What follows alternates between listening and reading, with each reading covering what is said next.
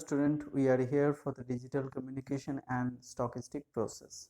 The paper is EC503. I am Arnab Das. We will explain in here for the digital communication and the stochastic process for the module of 2. As the macro syllabus point of view, the module 2 is basically for the signal vector representation and the analogy between the signal and vector, so on. These are the reference book. This is not the ultimate one, which one you should be preferred, that one you can be choose for your reference.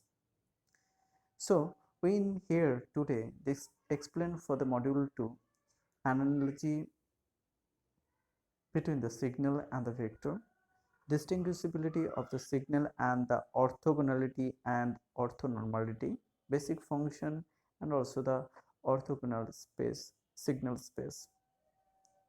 So before that, if we talk analogy between the signal and vector, at first we have to know that what is the vector. That means there should be the magnitude and direction is present.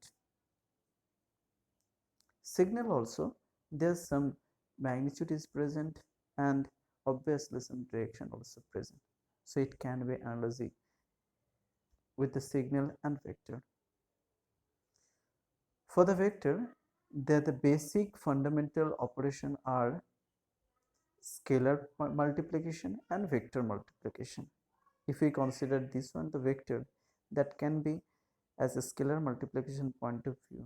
The example is 2 of a. That means 2 is a scalar number is multiplied in here. That means 2 times of a will be defined for the 2a.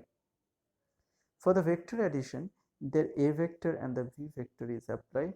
By diagonal form, we can able to identify the addition value for the vector addition. A vector can be described by the magnitude and an angle. So there should be the coordinate will be the mandatory term. So if we identify the coordinate that time, so easily also able to explain the position and which direction the vector is passing flow, and same way for the signal also. And for individual coordinate axis, the unit is represented as a form of the unit vector.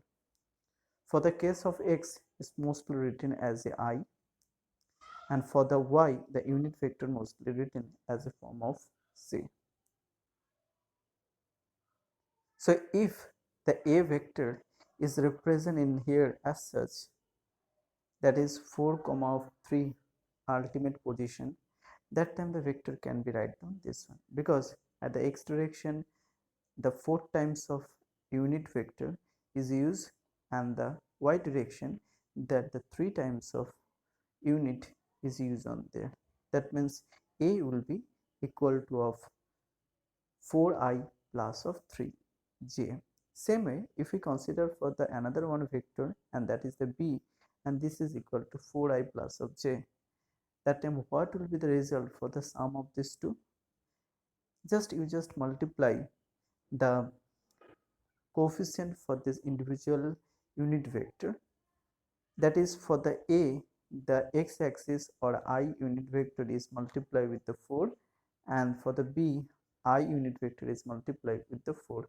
So you just add these two, that is 4 plus of 4, it will be 8. So 8 is written on here. For the j also, 3 plus of 1, it is 4 of j. That means here a plus of b, basically it is defined the coefficient addition. In x component, the sum is the sum of the x component of the term, and the y component of the sum is the sum of the y component of the term. If we just draw this one by using the sample function point of view, the analogy for the vector to signal also will be the same case or same form. That is, for the a vector, the magnitude for any instant of time, b vector with the same instant of time, what is the magnitude? If you added these two, that time a plus of v, that is for the signal, you can able to calculate or find. Now for the vector, there an important operator is dot product. If two vector A or B is present, then the dot product of A dot B is equal to A as a magnitude, B also as a magnitude will be multiplied with the cos of theta of AB, angle between the A and B will be defined as a theta of AB. If A and B as a same direction, that time the angle between them is 0. So the A dot of B term value will be only the magnitude of these two as a product.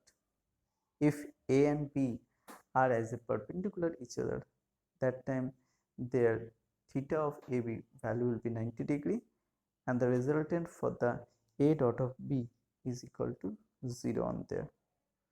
So this is an important notation you should be remember. If two vector are as a perpendicular, that time their dot product should be equal to 0. Now if we take here for the unit vector for the x-axis, that is the I, so I dot of I, it should be equal to 1, j dot of j should be equal to 1, because they are into the same line. But if you consider I into or I dot of j, that time their angle between is 90 degree, so should be equal to 0 on there. So now if any two vector is present, what will be the ultimate value, or how can you calculate this one? That one will be defined by only the product of individual coordinate value as a multiplied form and then sum up.